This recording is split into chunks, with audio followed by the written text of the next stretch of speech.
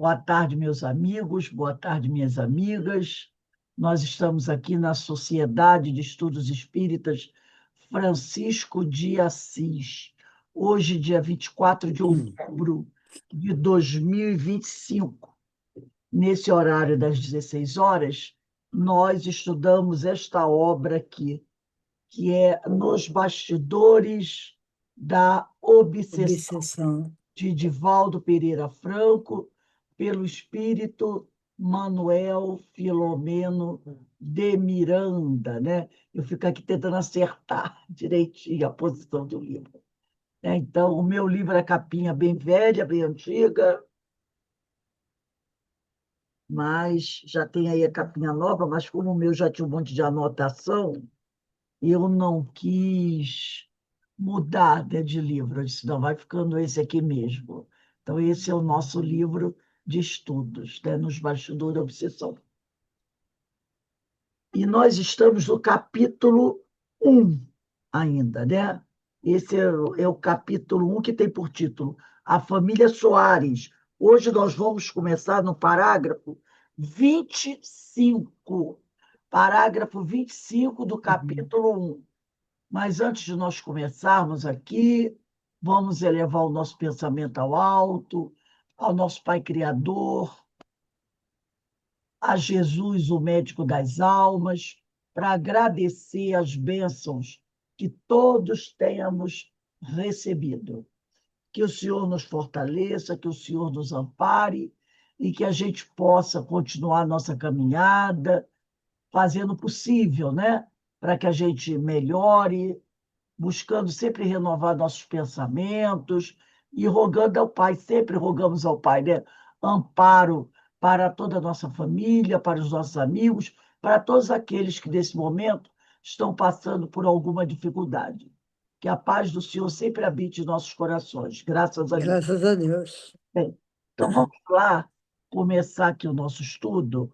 Como eu falei para vocês, a gente vai começar no capítulo 25, mas eu vou dar uma lida em dois parágrafos anteriores, quando diz assim, é o doutrinador Petitinga, né?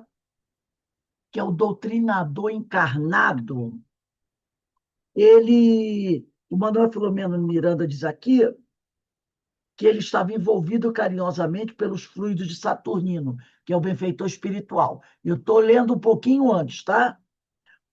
O doutrinador, particularmente emocionado, dirigiu seu comunicante, falando-lhe da renúncia e do perdão como bases para a edificação da felicidade. O ódio, asseverou Petitinga, bondoso, termina por vencer os que o cultivam. Tóxico, letal, tem sua fonte na rebeldia, e que o vitaliza, até que o amor, nas bases em que vivia Jesus, lhe extinga a nascente. Aí o obsessor diz: nunca perdoarei. Explodiu em atroada constrangedora. O perdão é fraqueza iluminada. Para os que encontraram na vingança, a única razão de existir. A simples ideia do perdão é qual raio fulminante que carboniza. Nunca perdoarei, mesmo que destruindo, seja destruído. Então, ele diz que ele jamais irá perdoar o que fizeram contra ele, mesmo que, ao destruir o outro, ele seja destruído, né? Então, a gente vê que o ódio é terrível, né? Ele diz, mesmo que eu seja destruído, eu vou destruir a todos. Não importa se eu seja levado também pela enxurrada, pela tempestade. Não me importa isso, que ele quer dizer isso. Mas eu vou acabar com todo mundo. Nem que eu acabe comigo também junto. Então, isso aqui é um ódio, né? Um ódio terrível, é isso aí. A pessoa não se importa se vai ser destruída ou não. Ela quer é a vingança, né? E aí nós vamos entrar na aula de hoje, que é o parágrafo 25.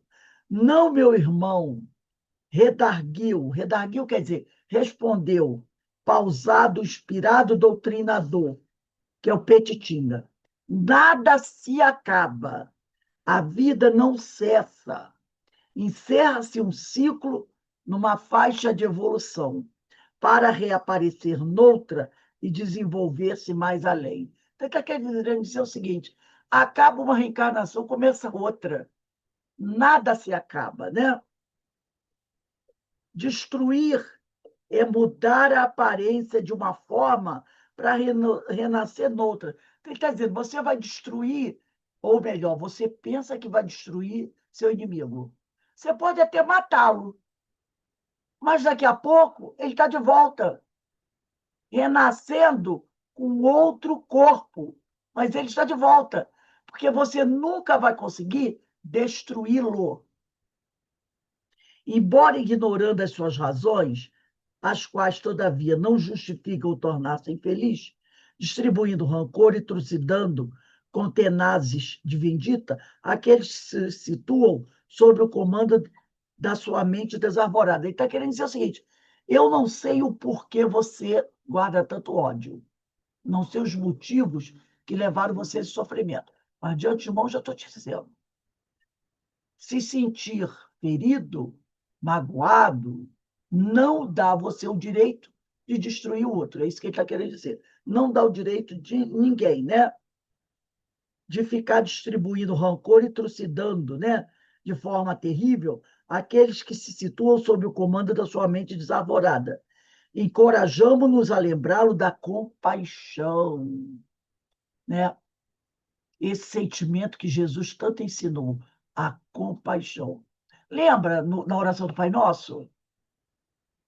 Com a medida, né, da forma que você perdoar o outro, você será perdoado. E a gente que reza esse Pai Nosso, a gente que pede, né? Aí a gente, quando a gente diz, Pai Nosso que estás no céu, santificado seja o vosso nome, venha a nós o vosso reino, seja feita a vossa vontade, assim na terra como no céu. Pão nosso de cada dia dá-nos hoje. Perdoai as nossas ofensas, assim como nós perdoamos os nossos devedores. Quer dizer, todos nós temos culpa de alguma coisa. Ninguém que está aqui nesse planeta é inocente. Então, se eu não perdoo o outro, como ele está dizendo aqui, perdoar jamais, né? O perdão é fraqueza inominável. Isso dá para a gente o quê? O direito também de não ser perdoado. O direito do outro nos agredir. Eu me lembro que há muito, e a gente sabe disso, a gente sabe disso. Eu me lembro que há muitos anos atrás, eu estava fazendo uma doutrinação. E o espírito estava assim: eu não perdoo ninguém, eu vou destruir todo mundo, o que fizeram comigo não se faz com ninguém, entendeu? Era exatamente isso aqui. Então, ele estava atrás de um companheiro que, por acaso, o nome, o pessoal dava o nome, a gente botava no papelzinho, botava na mesa, lembra? Fazia o pedido para aquela pessoa e, se tivesse algum espírito ligado a essa pessoa, se apresentava. E esse espírito se apresenta justamente como sendo um vingador, alguém que estava procurando se vingar daquela pessoa que a família foi pedir ajuda.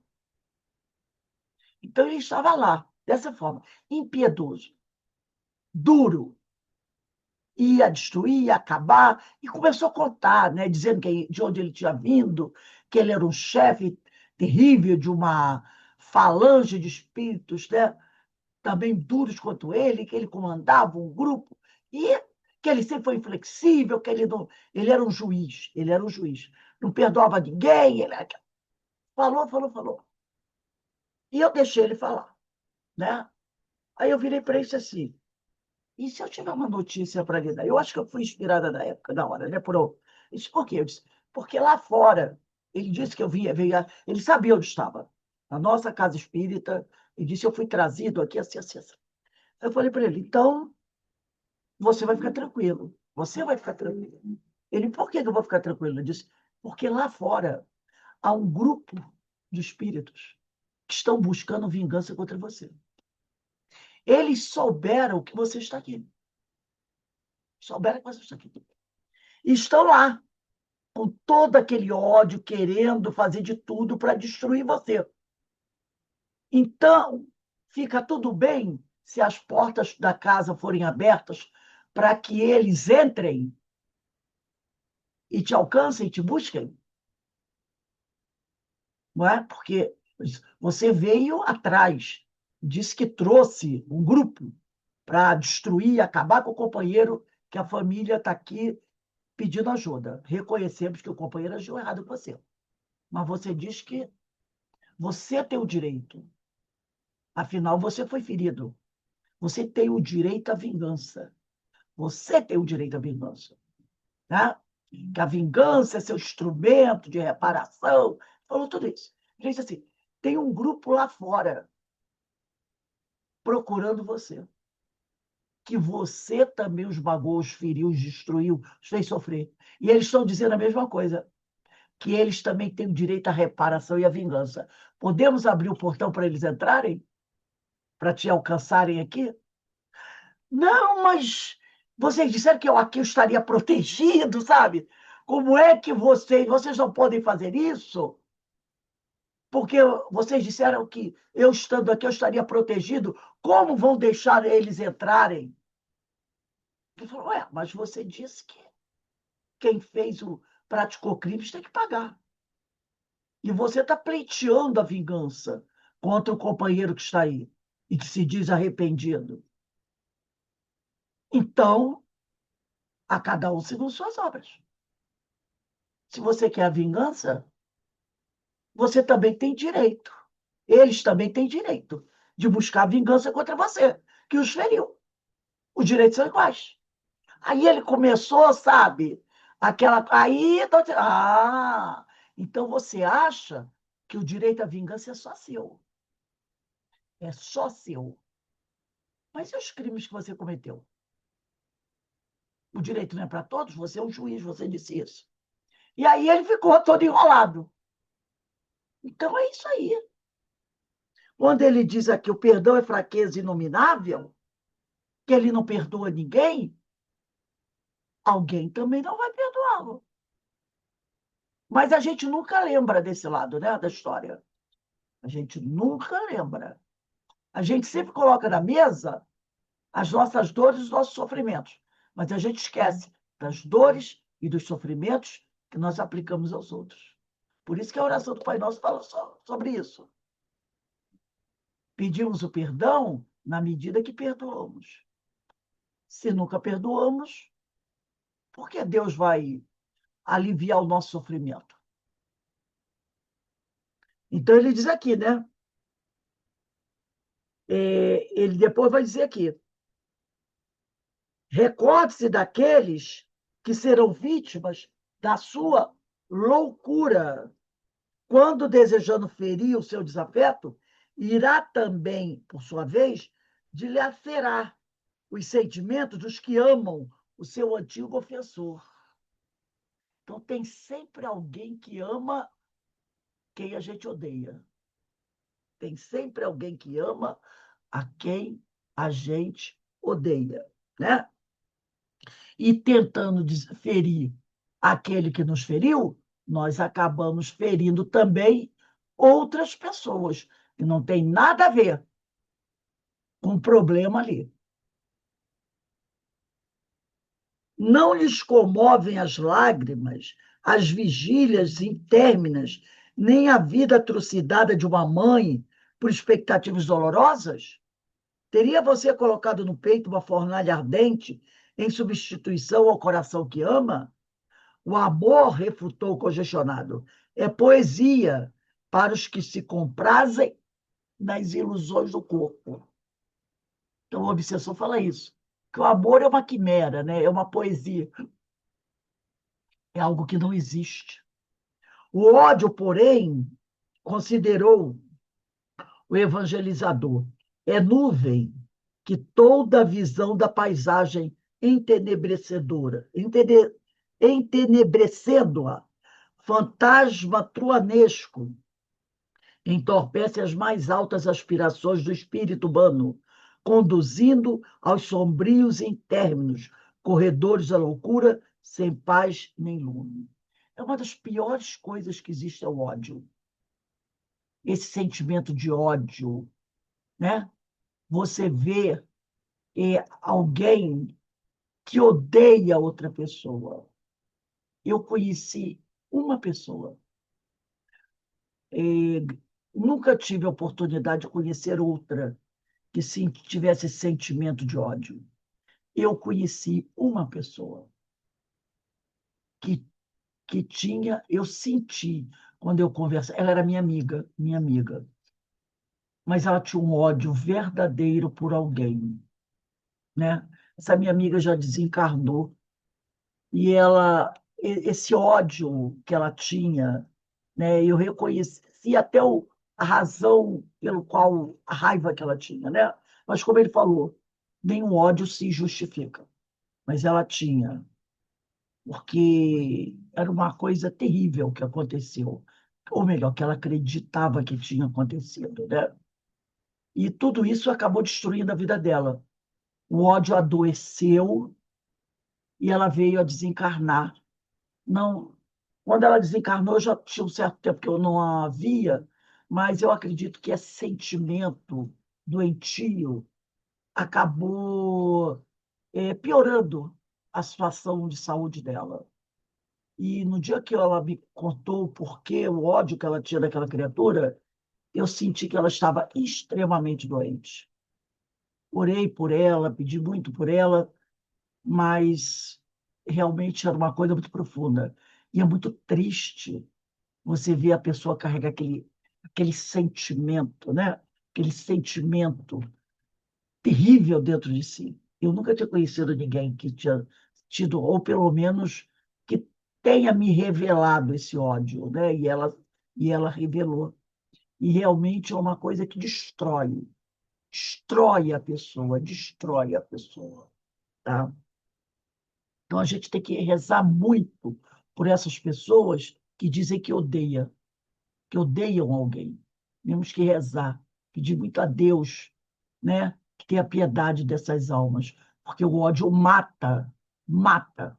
Como ele falou ali, né? Pode até destruir o outro, mas a pessoa destrói a si própria, né? E ele fala aqui sobre esse ódio, né?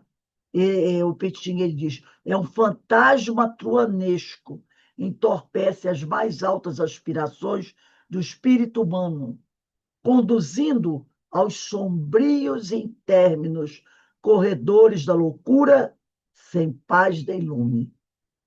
Só o amor derrama sol nas almas, né? Só o amor derrama sol nas almas, penetrando de esperanças os seres. Experimente amar e de pronto perceberá diminuir a própria dor. Amar, exclamou alucinado. Amor? Como amar se não poderei perdoar nunca, pois que jamais conseguirei esquecer todo o mal que me fizeram os traidores desalmados, cuja memória abjuro. A dor que me crucia fez-me perder a noção do tempo e a realidade da vida. Que a pessoa fica daquela monoideia, né? Então ela esquece de tudo. Ela esquece da própria vida. Ela vive com aquele objetivo, né? Meu viver transformou-se apenas no intérmino buscar daqueles que me fulminaram impiedosos sem me terem destruído. Porque realmente nós não conseguimos matar o outro. Você mata fisicamente a pessoa, mas o espírito continua. O que teria sido bênção em relação ao que padece? Seria uma bênção se eles tivessem conseguido, sim, me matar, me aniquilar, me apagar, mas não conseguiram. Certamente que eles esqueceram. Sim, eu, porém, nunca esqueci. Jamais esquecerei. Desde que se acompliciaram os dois para aniquilar-me, o que não conseguiram, sem dúvida, que a minha vida foi destroçada para sempre. A morte que eu esperava ser um lenitivo, quando fugi com o espírito pisoteado de vergonha e dor, e nefando suicídio. Ele se suicidou. Ficou tão desesperado que ele se suicidou. Ao invés de fazer-me desintegrar a consciência, mais ativou-a. Quer dizer, mais ativou a lembrança dele, o suicídio. Tenho chorado e o pranto se transforma em aço derretido, escaldante, rasgando minha face. Quando gritava, a minha voz era recebida com doestos. Doestos é insultos, injúrias, ataques verbais e zombaria. Quer dizer, quando ele gritava, lamentava, a dor, ele só ouvia injúrias, insultos e zombarias inomináveis por mil seres que me perseguiam. E a dor que me despedaçava foi adicionada à dor acerba do suplício que me pusera para fugir. Quer dizer, a dor que ele sentia da raiva de ter sido traído foi aumentada pela dor do suicídio. Né? Por isso que a gente diz que o suicídio é uma grande surpresa e decepção. Você se suicida para apagar uma dor, para apagar uma lembrança. E quando você desperta, aquela lembrança da tua dor continua ali e outra lembrança pior vem aí, de tudo aquilo do suicídio que você praticou. Né? Morri sem morrer.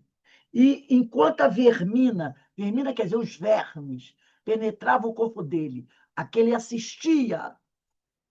E se tinha a sensação, lembra da questão 257 do Livro dos Espíritos? Ensaio, acho que é ensaio teórico, né, da sensação do. Só vou pegar o título da questão 257, aqui, do Livro dos Espíritos. Ensaio teórico, é isso mesmo, da sensação dos espíritos. Lá da 257, eu vou ler só um pedacinho, porque ele diz aqui, ó, enquanto a vermina me penetrava, né? Vou botar aqui, ó, Livro dos Espíritos, 257. Ele diz assim,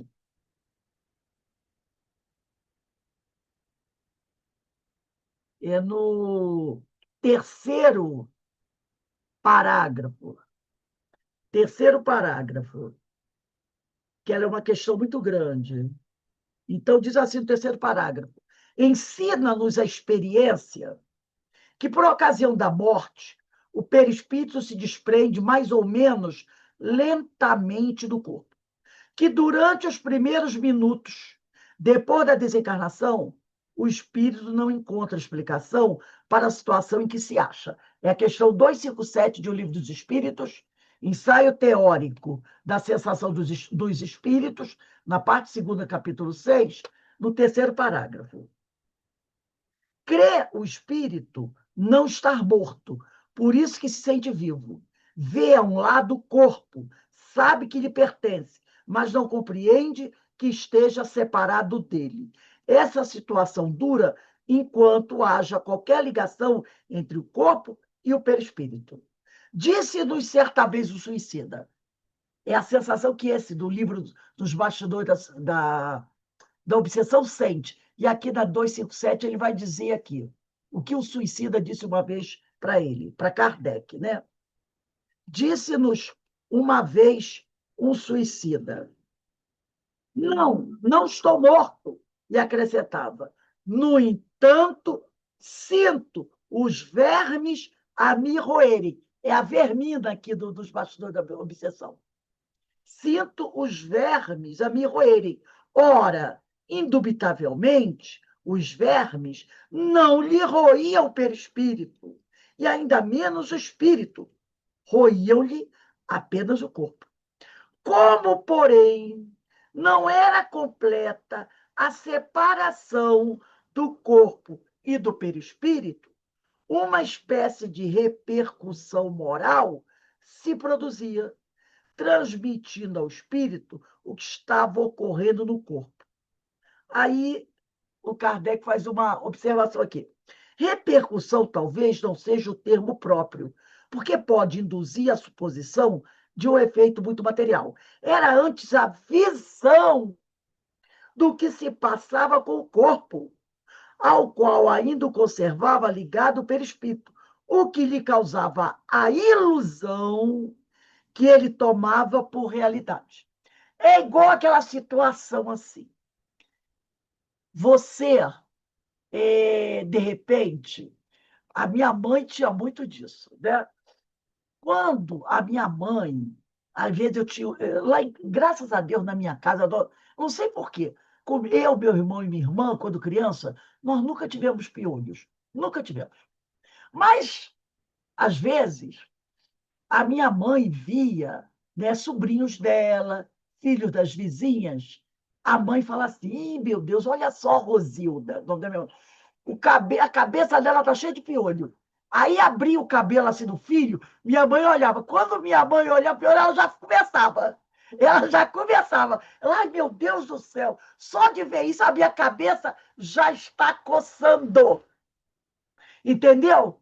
Então, às vezes, você olha uma coisa que, de algum, não sei porquê, aquilo te dá uma aversão.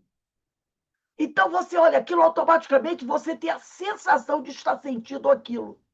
Ou uma coceira, ou um calor, ou do caso da minha mãe, falou em piolho, minha mãe já coçava a cabeça. Minha mãe, ai meu Deus do céu, parece, eu só ouvi isso ou falar, minha cabeça já está coçando. É o que ele fala aqui que parece ser uma repercussão. Então, ele diz aqui, é a visão do que você está vendo, tá? E você tem a impressão que aquilo está acontecendo com ele. Como esse espírito aqui do livro do Manuel Filomeno de Miranda, ele é um suicida, ele via o corpo dele, os despojos do corpo dele, na tumba, e ele ainda estava ligado, o perispírito dele ainda estava ligado ao corpo. O desligamento ainda não tinha sido feito totalmente. Ele ainda estava sentindo as repercussões perispirituais. Então, ao ver o corpo cheio de vermes, os vermes correndo o corpo, como ele está dizendo aqui, né? Era a visão do que se passava com o corpo dele. Porque os vermes não estavam comendo o perispírito dele, nem o espírito dele, mas estavam se alimentando dos despojos dele. Então, era antes a visão do que se passava com o corpo, ao qual ainda o conservava ligado o perispírito, que lhe causava a ilusão que ele tomava por realidade. É a ilusão que ele tomava por realidade. Isso acontece também com alguns espíritos que chegam à mesa mediúnica e que tacaram fogo no corpo. Eles chegam com a sensação: eu estou queimando, eu estou queimando. E alguns médios sentem isso. Quando terminam da comunicação, dizem: ai, meu corpo está ardendo, eu estou sentindo como meus braços estivessem queimando também. Então, é uma ilusão. É a repercussão, a palavra repercussão aqui, entre aspas, tá? Que ele faz uma ressalva aqui. Então, por isso ele diz aqui, ó, morri sem morrer. Enquanto a vermina, que são os vermes, me penetrava o recesso do espírito, fustigado por mil dores. Eles, os meus algozes, gozavam, fruíam a juventude. Como se eu estivesse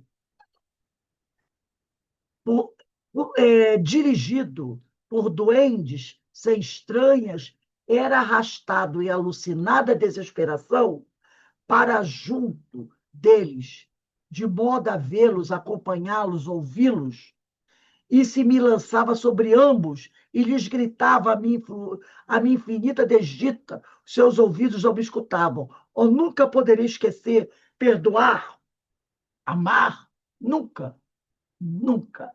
Ele diz aqui uma coisa: e se me lançava sobre ambos e lhes gritava a minha infinita desdita, seus ouvidos não me escutavam.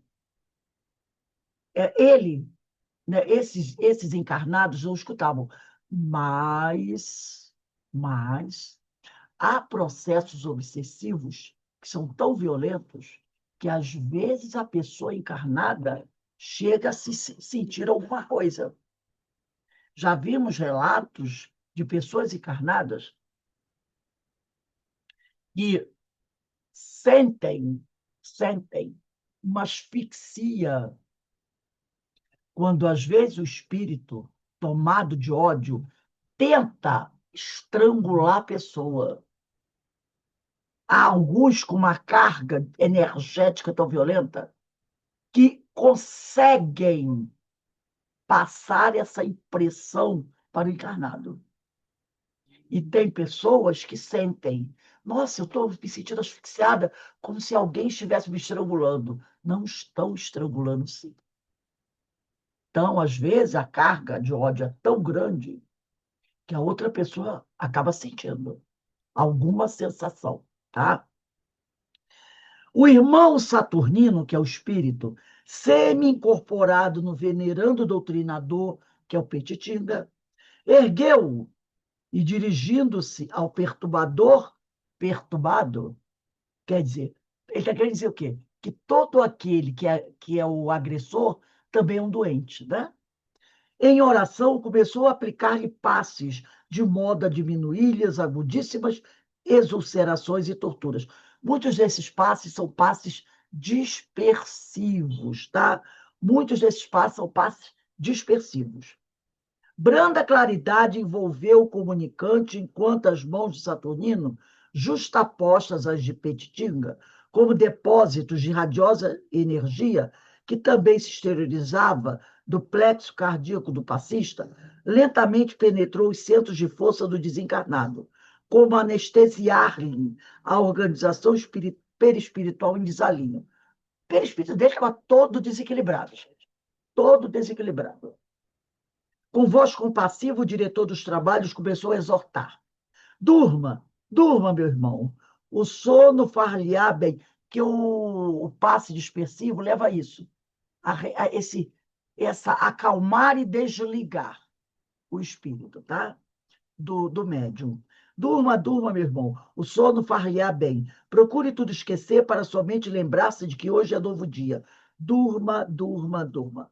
Banhado pela energia balsamizante e dominado pelas vibrações hipnóticas que fluíam de Saturnino através de Petitinga, o perseguidor foi vencido por estranho torpor, sendo desligado do médium, o médium Moraes.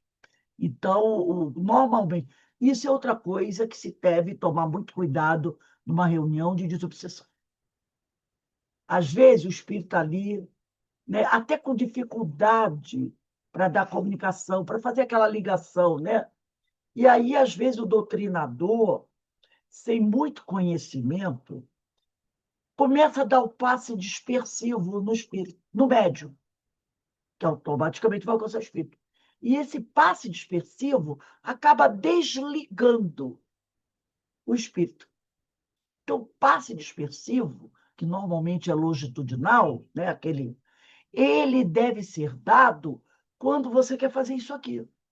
Acalmar o espírito e promover o desligamento. Às vezes, o espírito já foi convidado a sair, se desligar, mas ele teima em ficar ali, né? Ele quer continuar falando, aquela energia, né? E aí, aplicado o passe longitudinal, como um dispersivo que vai acalmando o espírito e promovendo o desligamento dele, tá? Então, ele diz aqui, ele foi desligado do médium por devotados assessores desencarnados que cooperavam no serviço de iluminação. Prosseguindo os trabalhos de orientação, tendo em vista outros sofredores desencarnados, e antes do término da reunião, o mentor voltou a incorporar-se, mentor é Saturnino, para esclarecer que, graças às bênçãos do Senhor, a primeira etapa do programa de assistência à família Soares, naquela noite, fora coroado de êxito. Exortava a todos a oração, quer dizer, convidava a todos à oração intercessória em benefício dos implicados naquele processo, prometendo voltar ao problema na próxima oportunidade. Proferida a oração gratulatória, foi encerrada a reunião. Quer dizer, convidando as pessoas a orarem pelos espíritos muito, muito sofredores. É o que a nossa querida Ivone do Amaral Pereira pede a todos nós, tá? Para que a gente ore diariamente por esses espíritos muito, e ela é enfática, muito sofredores, porque eles precisam muito das nossas preces. Agora a gente vai entrar no parágrafo, no capítulo 2, socorro espiritual, né? Socorro espiritual. Deixa eu só mudar a data aqui, que eu botei a data do dia 25, e a data não é 25, é 24. Chegando ao lar, Amália, que é a irmã encarnada, né? Conduzia o espírito balsamizado, e toda ela era alegria que se desdobrava em esperanças, que é Amália e Mariana, né? A presença do antigo inimigo desencarnado, que se comprazia em afligir seus familiares, presença essa através da interferência carinhosa do benfeitor espiritual, prenunciava bonanças, quer dizer, uma calmaria, né? Em relação ao futuro do seu lar. Era como se a aragem houvesse de repente passado, deixando agradável recordação do seu ameno frescor. Pelo caminho, fitando o firmamento, tivera a impressão de que na transparência da noite, leve, os astros, luzindo ao longe, acenassem promessas de paz, em salmodias imateriais que pareciam poemas de amor em tom de confiança nos divinos desígnios. Dona Rosa, mãe, em vigília marcada pelos atrozes sofrimentos daquelas últimas horas, recebeu a filha transmitida a notícia do retorno de Mariana. Aí a mãe falou para Amália, né? Olha, sua irmã voltou para casa, com os olhos umedecidos. A moça atormentada voltara a casa. Ela só tinha 16 anos, né? Através das mãos generosas de Dona Aurelina, a velha ex-servidora doméstica, que era afeiçoada da família. Sem saber o que ocorrera no centro espírita, a genitora tinha certeza, porém, de que a interferência do alto em forma de socorro inesperado, era responsável pelo imprevisto acontecimento, que foi a fuga de Mariana.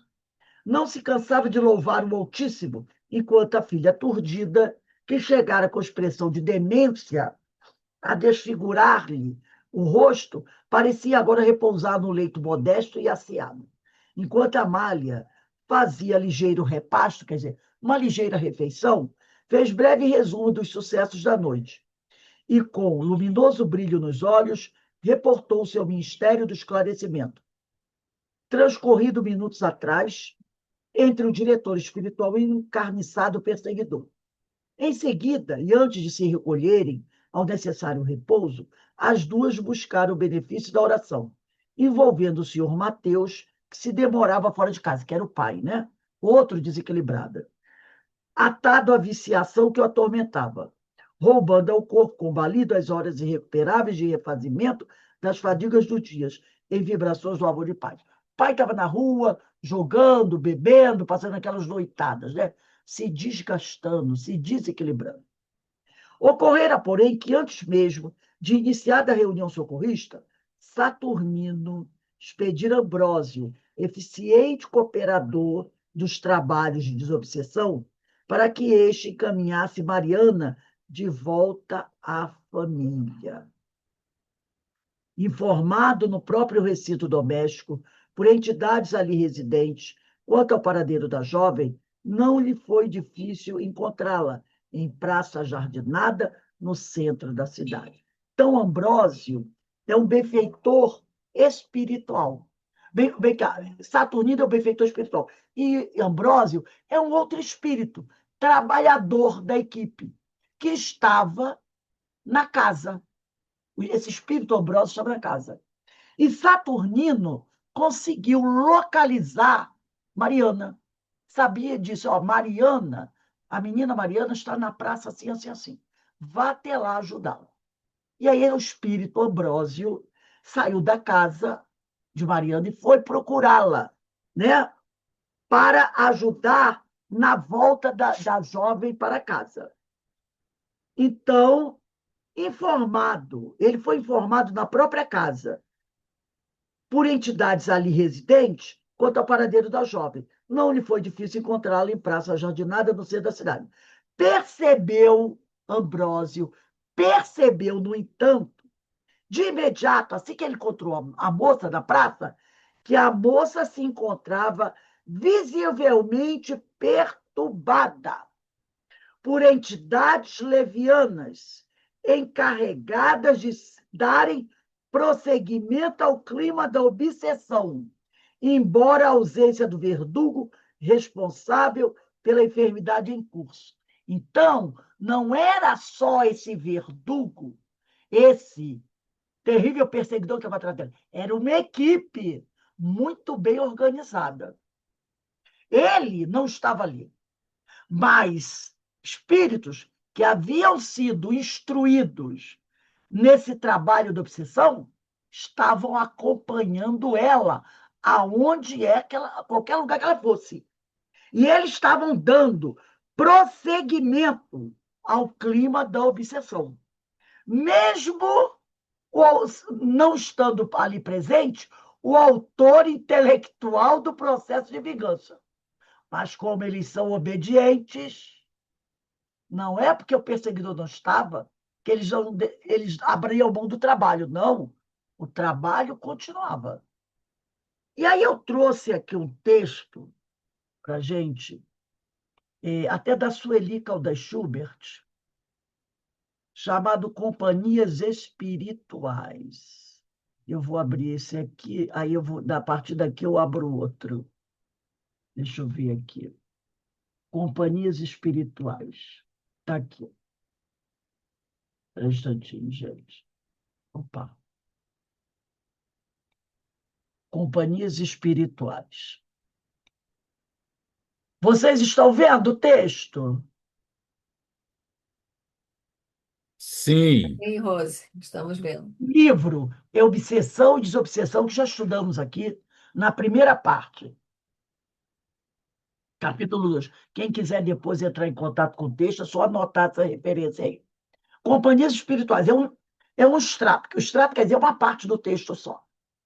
Diz assim, né, a companheira: há uma simples vibração do nosso ser, há um pensamento emitido, por mais secreto nos pareça, evidenciamos de imediato a faixa vibratória em que nos situamos, que terá pronta repercussão naqueles que estão na mesma frequência vibracional.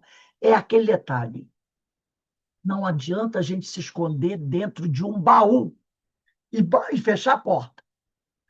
Por mais secreto nos pareça, evidenciamos de imediato a faixa vibratória que nos situamos. Quer dizer, basta um pensamento e nós já mostramos quem somos e aonde estamos. E essa faixa vibratória, essa vibração, ela tem pronta repercussão naqueles que estão na mesma frequência vibracional. Mariana estava na mesma frequência vibracional dos perseguidores dela. Bastou uma pequena vibração dela, um pequeno pensamento de raiva, de ódio que ela tinha pelo pai, logo ela foi localizada. O GPS. Assim atrairemos aqueles que comungam conosco e que se identificam com a qualidade de nossa emissão mental. Quer deixar de ser perseguido? Muda o padrão vibratório. Muda a sua faixa vibratória. Porque se você mudar, aqueles que estacionam na mesma faixa vibratória que você vão se perder de você. E se você muda, eles estão ali, naquela faixa. Se você muda a sua faixa vibratória para melhor, eles nos perdem de vista. Através desse processo, captando as nossas intenções, sentindo as emoções que exteriorizamos e lendo os nossos pensamentos, é que os espíritos se aproximam de nós e não raro passam a nos dirigir.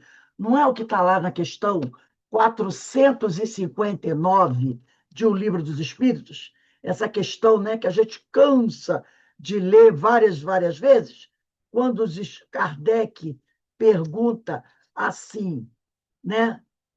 Os espíritos, no capítulo, livro 2, capítulo 9, intervenção dos espíritos no mundo corporal, influência oculta dos espíritos em nossos pensamentos e atos. Os espíritos influem em nossos pensamentos e em nossos atos?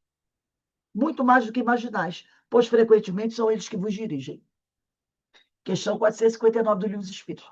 Então, através desse processo, captando as nossas intenções, sentindo as emoções que exteriorizamos e lendo os nossos pensamentos, é que os espíritos se aproximam de nós. E não raro, quer dizer, constantemente, não é muito difícil, passam a nos dirigir, comandando nossos atos. Isso se dá imperceptivelmente. Afinizados conosco, querendo e pensando como nós, fácil se torna a identificação, ocorrendo então que passamos a agir de comum acordo com eles, certos de que a sua é a nossa vontade, tal a reciprocidade de sintonia existente.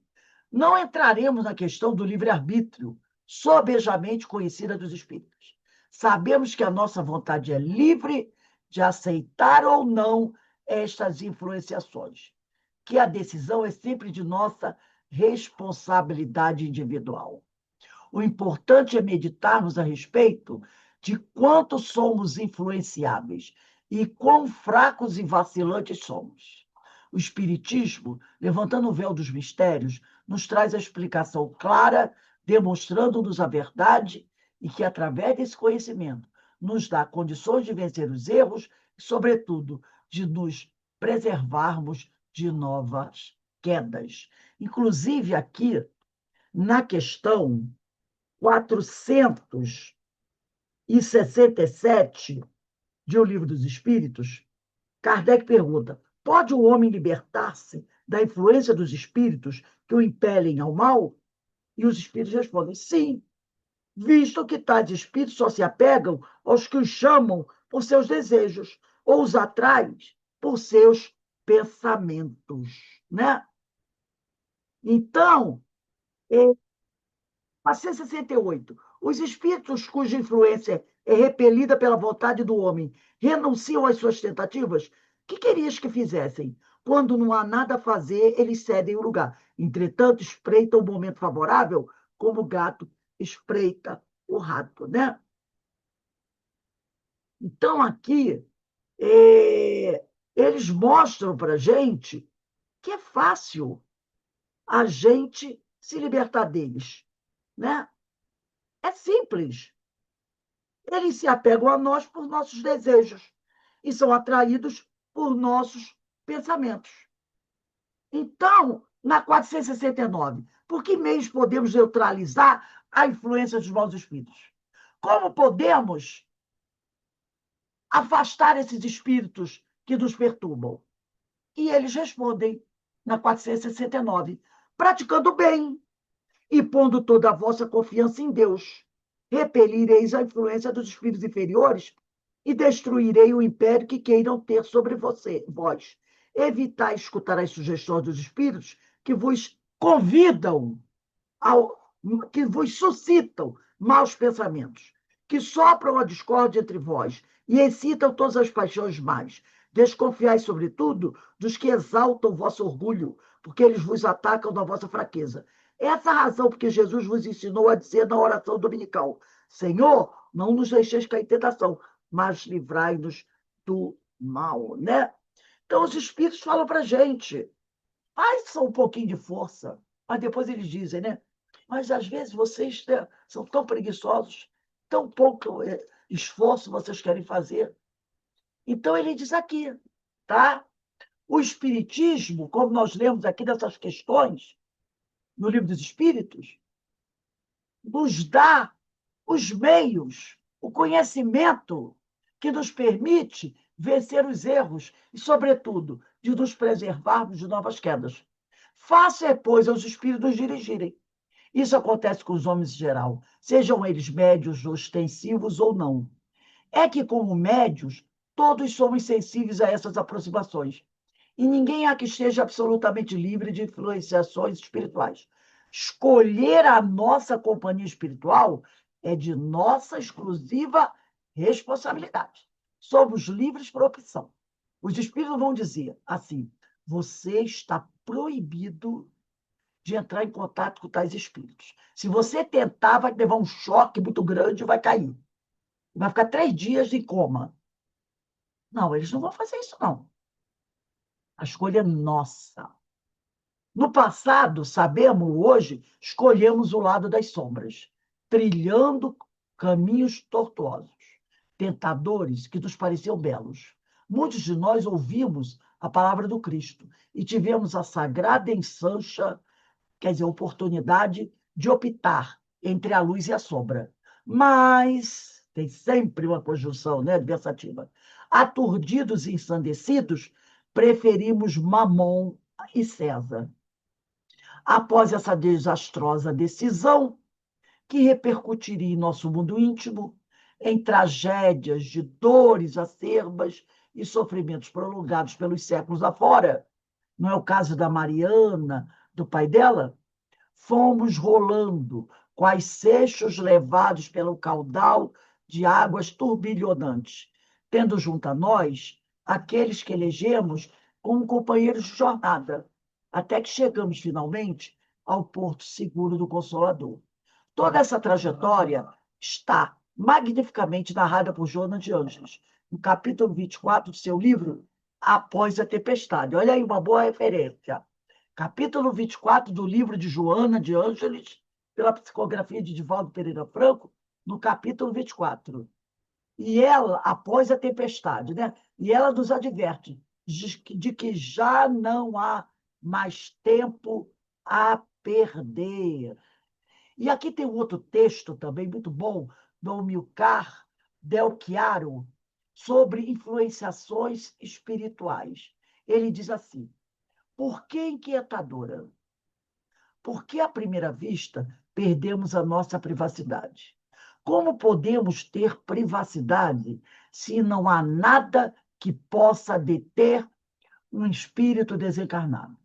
Segundo aprendemos, eles estão nas ruas, nas lojas, nos teatros e cinemas, nos estádios e ginásios esportivos, nas escolas, nos lares, em nossos quartos, à nossa volta. Como disse Paulo de Tarso, estamos cercados por uma multidão de testemunhas. Entretanto, podemos afirmar que temos, sim, privacidade. O que pode impedir a intromissão de espíritos levianos ou maus em nossa privacidade? É a nossa condição moral. Então, o que pode impedir a intromissão de espíritos levianos ou maus em nossa privacidade é a nossa condição moral. Além dos espíritos só observarem aquilo que lhes interessa, podemos ter certeza que os mais evoluídos não se ocupam das coisas comezinhas da nossa vida. E os atrasados não podem violar a privacidade de pessoas moralmente mais adiantadas que eles. Por isso, no texto anterior, nós falamos: muda a sua faixa vibratória, que eles perdem, deixam de invadir a nossa privacidade. No momento em que a gente eleva nosso padrão vibratório, quebra-se essa invasão de privacidade. Acaba essa invasão de privacidade. O ditado popular, diga-me com quem andas, que eu vos direi quem tu és, pode ser substituída com vantagem por essa outra. Diga-me como andas, diga-me como andas, e eu vos direi que qualidade de espíritos te acompanha. Como os espíritos podem conhecer os nossos pensamentos, pais secretos, até aqueles que não gostamos de confessar, nem a nós mesmos, convém cuidar do teor dos nossos pensamentos. Quando pensamos nisso, ficamos preocupados. O que pensam de nós os espíritos que nos cercam? Com certeza dependerá das qualidades melhores ou piores deles. Há os que riem, se divertem, até exploram as torpezas de alguns. Outros têm piedade e procuram ajudar, emitindo bons pensamentos, para sustentar-nos nas dificuldades da vida, ou afastar-nos de ideias e tendências menos elevadas. Mais preocupante é saber que os espíritos podem influenciar e muito nossos pensamentos. Se não cuidarmos da nossa qualidade mental, os mais astutos podem dirigir as nossas vidas. São essas questões que nós lemos do livro do Espírito. 467, 468, 469, né? A 459 também. Talvez alguém possa pensar, como poderei saber quando sou eu que estou pensando ou se é o espírito que está pensando por mim? É difícil fazer essa separação. E não há um maior interesse nisso. Mas se observarmos atentamente, poderemos perceber quando o pensamento nasce espontâneo dentro de nós, ou é sugerido de fora para dentro. Contudo, podemos ter a certeza sobre a qualidade do espírito que nos influencia, pois um bom espírito só dá bons conselhos. Em vista disso, precisamos vigiar e passar pelo crivo da razão as ideias, os pensamentos que nos são sugeridos. Compete-nos também analisar as comunicações mediúnicas recebidas por nós e pelo grupo espírita que participamos, né? Então, gente, vocês veem que belos textos esse, né? Tanto da Sueli Caldas Schubert como do Almir Del Chiaro, que alerta, né? É, como diz o outro, né? Fala, Alberto. É, na última frase, devemos analisar as comunicações, né, que vêm na mesa, mas em que sentido? Que são mensagens para nós ou que são. Não, como ele diz aqui, eu vou até compartilhar de novo, para ver se eu pego aqui. Ele diz aqui, ó, compete-nos também, enquanto médio, a jornalizar as comunicações mediúnicas recebidas por nós e pelo grupo espírita que participou. Muitas vezes você pode ser um médio psicográfico, você pode ser um médio psicofônico, recebendo aquela mensagem, tá? E o grupo mediúnico, outros companheiros do grupo também podem ser médios. Então, se eu sou médio psicógrafa, recebo uma mensagem vinda de um amigo espiritual, depois que eu terminar aquela mensagem, analisar. Vamos analisar o que o espírito enviou. Não é aceitar a mensagem por aceitar só porque vem dos espíritos. Então, se eu faço uma psicografia, agora vamos analisar essa psicografia. Porque, como ele falou, os espíritos bons só recomendam o melhor. Então, se você faz uma psicografia e quando você vai analisar, você vê que naquela psicografia tem alguma coisa que, ó, deixa uma interrogação, uma dúvida, opa, vamos analisar isso. E dos outros companheiros também. Então, seja por psicofonia, por psicografia, toda mensagem que vem do plano espiritual, já diz Kardec, analise. Não tome por verdade só porque é assinatura de um espírito. E a gente sempre lembra da primeira carta de João, capítulo 4, versículo 1, quando o evangelista disse: meus caríssimos, não acrediteis em todos os espíritos, mas provai que os espíritos são de Deus. Então, o Amilcar aqui recomenda também, como Kardec também recomenda, analisar todas as comunicações, para você ver se não está sendo vítima de um mistificador. Entendeu, Alberto? Não importa quem receba a mensagem. É da espiritualidade, vamos analisar. Os espíritos bons não vão ficar chateados. Não vão ficar melindrados. Ah, vai analisar. Eles mesmos dizem, né? É preferível negar 100 verdades do que aceitar uma mentira. Porque o que for verdade vai retornar. Mas uma mentira pode fazer um grande estrago, se aceita. Vamos ler mais um pedacinho para a gente encerrar aqui. Aturdida, voltei dos bastidores da obsessão, tá? Aturdida, desde o momento do incidente com o genitor, Mariana, ela teve uma discussão violenta com o pai. Mariana procurou as ruas da cidade, tendo em mente a ideia de encontrar em Adalberto. Adalberto é um namorado que ela tem. O rapaz com que se afinava sentimentalmente, o braço amigo de Amparo, de modo a fugir do lar que a infelicitava.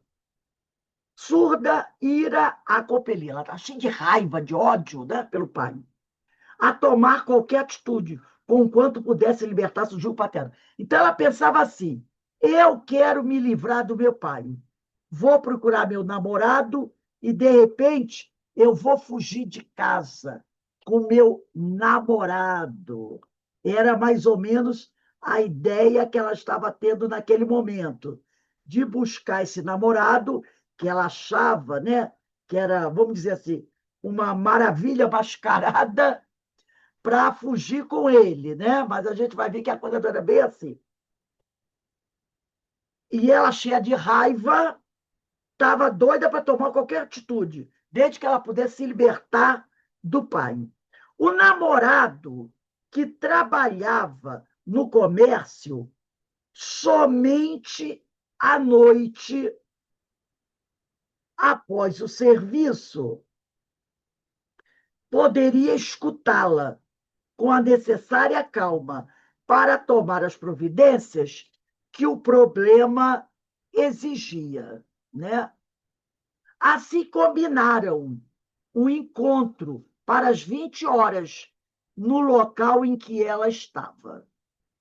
Supunha amar o jovem, embora reconhecendo nele os desvios habituais naqueles que são indiferentes ao dever e à dignidade. A mãe dela, a mãe, ela o sabia, desaprovava aquela afeição por constatar que ele era corrompido e leviano a ponto de viver experiências comprometedoras. Dona Rosa sentia, quase por instinto, que aquele homem, ao invés de amar a sua filha, ainda não preparada para as investiduras de um lar, como sem o necessário equilíbrio, para acautelar-se das ciladas das emoções e desgoverno, desejava arrancá-la do carinho defensivo da família, para arrojá-la nos desfiladeiros da miséria moral. Ela, a jovem, porém, o amava, né? Ou pelo menos expunha, dizia para todo mundo, que o amá-lo aguardavam com tormentosa expectativa.